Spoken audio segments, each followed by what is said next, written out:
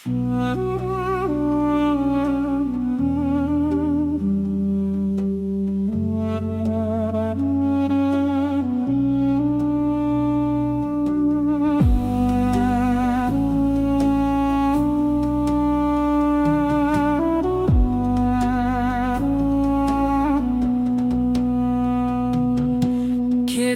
gitti utkun öttü bir deyimi.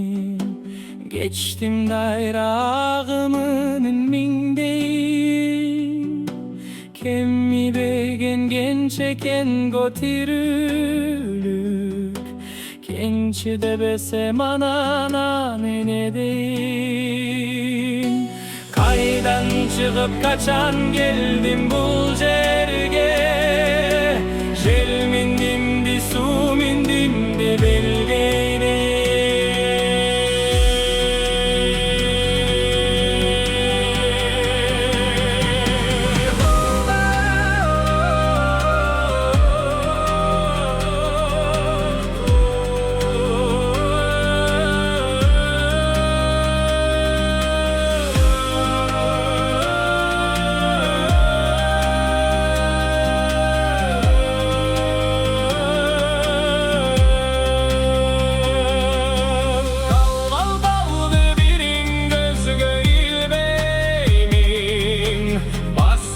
Şu taygan çoldun mingeyin.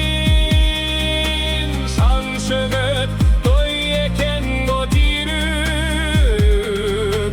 Doy de besem ananın eliden. Jaşo çirkin bir tamşanım nersegen. Anjidim bir baljidim bir bilbimin.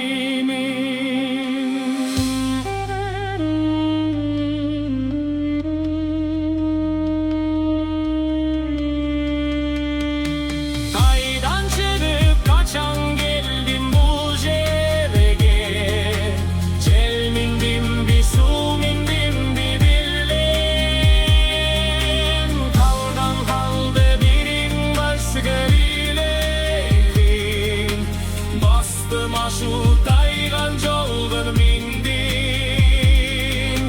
Şan şıkıt koyden gotirü.